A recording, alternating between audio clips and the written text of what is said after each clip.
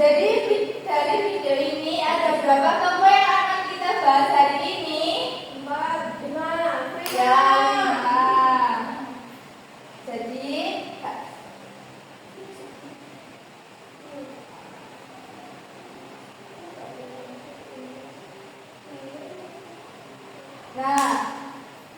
setelah kalian melihat video tadi, melihat tokoh-tokoh yang akan kita bahas pada hari ini, coba bayangin jika tokoh-tokoh itu hidup di zaman sekarang, menurut kalian mereka bakal jadi apa? Apa mereka bakal jadi YouTuber? Apa mereka bakal jadi YouTuber? Apa bakal menjadi pemimpin atau jurnalistik? Pemimpin.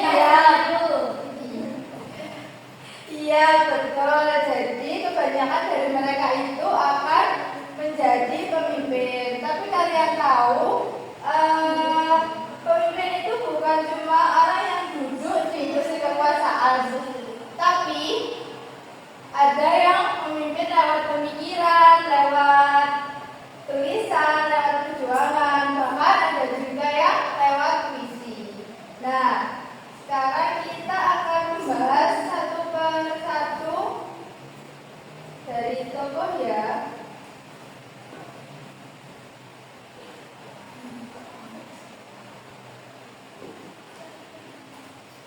Nah, yang pertama ada Muhammad Ali Pasha. Di sini Muhammad Ali Pasha itu lahir tahun 1765 di Kavala, Albania. Muhammad Ali Pasha ini merupakan tokoh baru Islam yang berjasa memodernisasi Mesir. Ia memulai karir sebagai pemungut pajak dan naik pangkat dalam militer setelah menjadi menantu gubernur Daulah Utsmani. Setelah Prancis keluar dari Mesir, ia aktif dalam reformasi politik dan militer. Salah satu peninggalannya adalah Masjid Al-Aqsa di Kairo.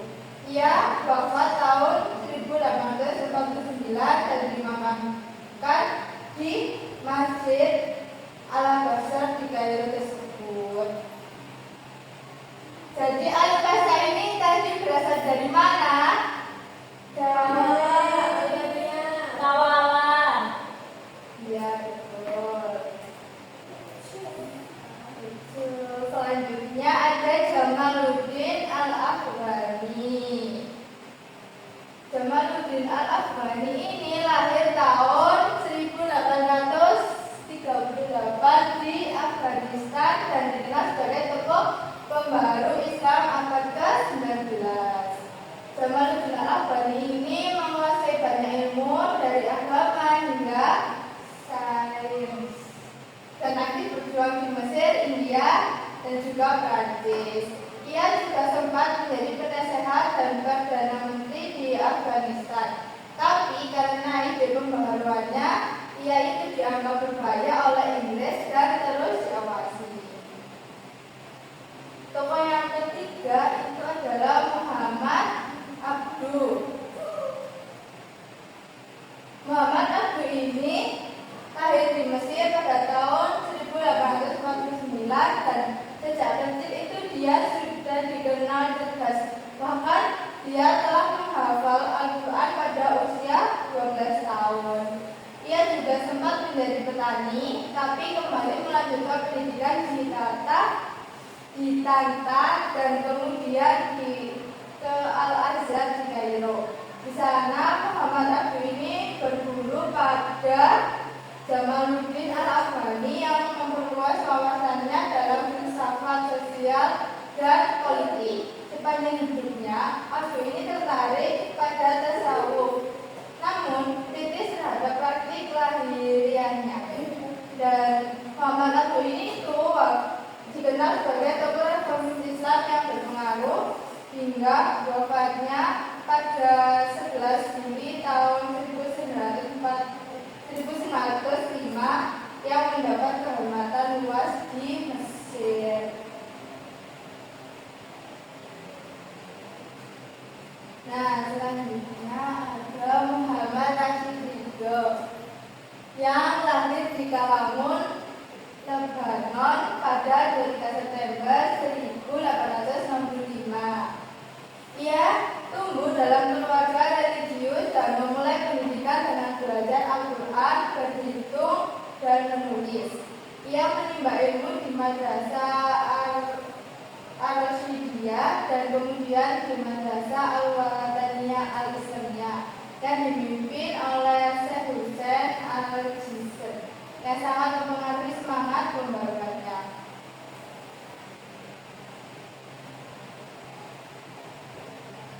Muhammad Rashid Ridho ini juga pernah mengikuti tarekat Naqsyabandiyah. Rashid Ridho wafat di Kairo di Mesir pada 22 Agustus 1945 dan dimakamkan di sebelah makam gurunya. Dan yang terakhir ada Muhammad Iqbal yang lahir di Sialkot, India pada 9 November 1877 dari keluarga keturunan Brahmana yang telah memeluk Islam. Muhammad Iqbal ini dikenal sebagai filsuf, sastrawan, dan negarawan muslimin pada abad ke-20. Muhammad Iqbal ini menempuh pendidikan di Eropa, termasuk di Cambridge dan Munich, dan menguasai pusaka barat secara mendalam. Karya yang terkenal itu ada The Reconstruction of Religious Thought in Islam, menunjukkan pengaruh besarnya dalam pemikiran budaya, sosial, agama. Dan Muhammad Iqbal ini wafat di Lahore pada 21 April 1938.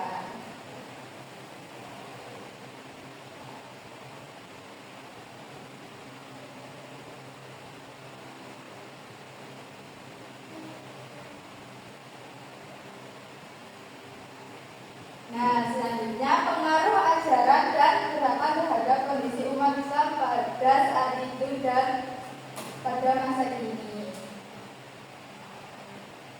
Nah, yang pertama tadi ada Muhammad Ali Pasha. Gerakan dan ajaran Muhammad Ali Pasha ini memodernisasi Mesir melalui reformasi militer, ekonomi, pendidikan, dan birokrasi. Pengaruh gerakannya pada saat itu untuk membuka kesadaran umat Islam betapa pentingnya kekuatan negara dan ilmu pengetahuan. Dan hingga saat ini ajaran dan gerakannya itu menjadi contoh negara muslim untuk membangun kemandirian melalui modernisasi sistem. Nah, Jamaluddin Al-Afghani ini ajaran dan gerakannya itu menganut plan Islamisme. Jadi plan Islamisme itu mengajak umat Islam untuk bersatu. Terus juga ada kritik terhadap kolonialisme dan kafir. Pengaruhnya pada saat itu membangkitkan semangat perlawanan dan kesadaran politik umat Islam. Dan hingga saat ini gagasannya itu sangat relevan dalam solidaritas umat Islam global dan politik Islam modern. Nah, selanjutnya Muhammad Abduh. Gerakan dan ajarannya dari Muhammad Abduh ini itu adalah Islam rasional, ijtihad, dan pembaruan pendidikan dan hukum Islam. Pengaruh ajarannya dan gerakan pada saat itu adalah mengubah cara berpikir umat Islam, mendukung Islam yang modern dan progresif. Hingga saat ini jadi rujukan pembaruan Islam yang moderat dan terbuka terhadap ilmu. Dan selanjutnya ada Rashid Ridho. Ajaran dan gerakannya dari Rashid Ridho ini adalah pemurnian Islam dari bid'ah, tafsir modern, dan pentingnya syariat. Pengaruh ajarannya pada saat itu membangun kesadaran umat lewat media majalah atau biasa disebut almanar dan pemikiran kritis. Hingga saat ini pengaruhnya ajaran gerakan itu menjadi inspirasi bagi gerakan mewakili gerakan Islam modern dan politik Islam. Dan yang terakhir ada Muhammad Iqbal. Muhammad Iqbal ini adalah gerakannya itu adalah uji atau kesadaran diri, lalu filsafat Islam dan ide negara Islam modern. Pengaruh pada saat itu membakar semangat umat Islam India dan cikal bakal berdirinya Pakistan. Hingga saat ini dikenal sebagai penyatu Islam dan nasionalisme modern.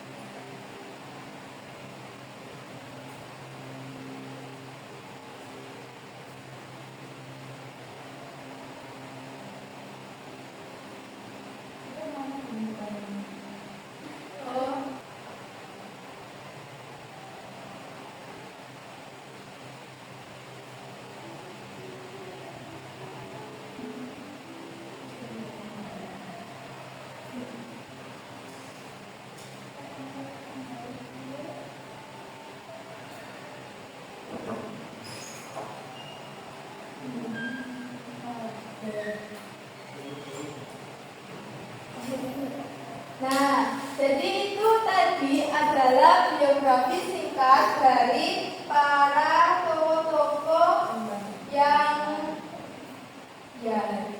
tokoh-tokoh pembaru Islam. Ada berapa tadi tokoh-tokohnya? 5. Ada siapa saja?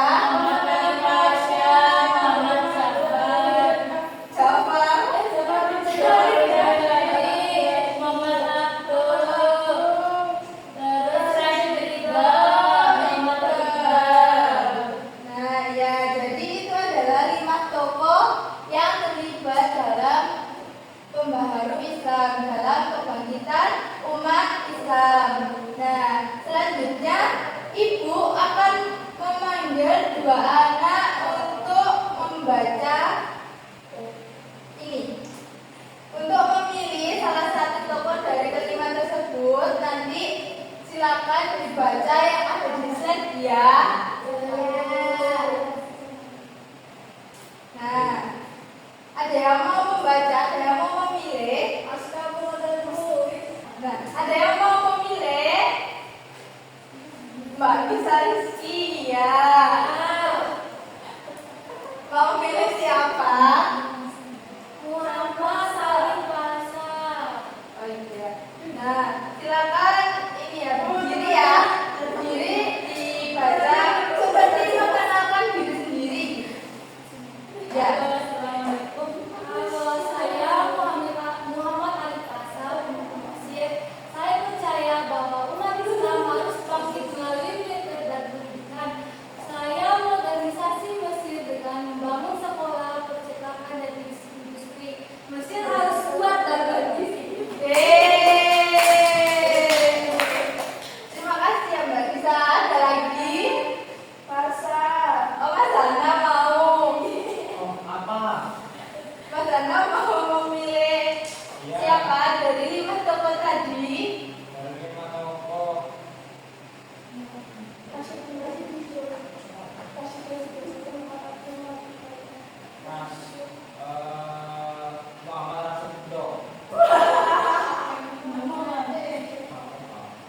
Ya, ayo, silakan berdiri.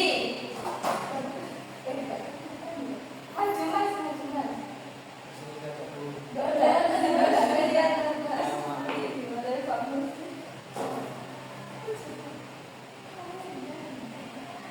Ya, di sini saja. Nah, ya. Silakan dibaca ya. Tim 125 Aspi bisa dijelasin. Ya, memperkenalkan diri. Saya sebagai gambaran dari Rosid Rinto, yaitu murid Muhammad Abdul. Saya melanjutkan perjuangan beliau melewati jurnal Al-Manar. Lalu saya ingin umat kembali kepada Al-Quran dan hadis yang murni, bebas dari taklid buta maupun kebodohan. Ya, kalau tapi nggak apa-apa ya, kita bertengah, nah, boleh duduk. Nah, sebelum Ibu menutup pembelajaran pada hari ini, Ibu mau kalian menjawab, satu anak menjawab pertanyaan dari Ibu.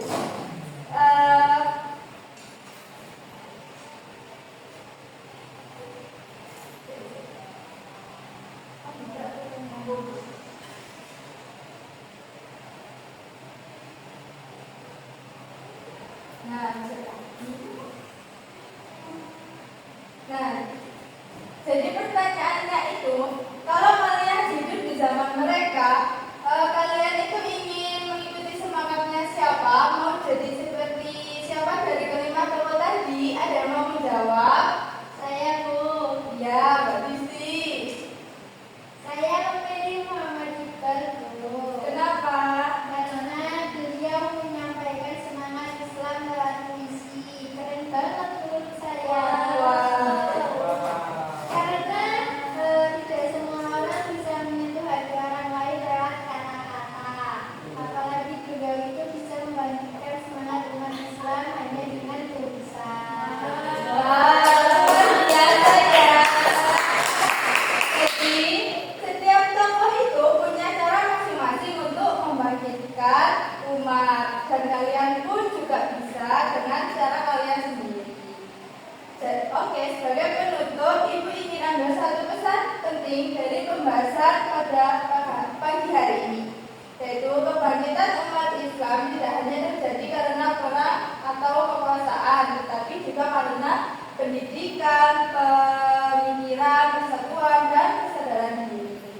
Ibu tutup dengan salah satu kutipan dari Muhammad Iqbal, yaitu bangsa yang tidak punya kesadaran diri adalah bangsa yang sedang tidur tanpa mimpi.